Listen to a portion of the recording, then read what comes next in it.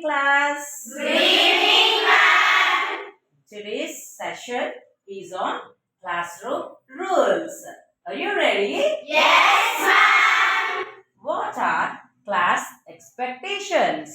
Be respectable. Be responsible.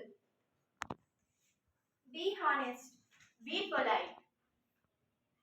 Very good, children. And here goes second question. How a student should be in class? He should be smart. Wow, excellent. And what is the acronym of SMART? Say thank you and please.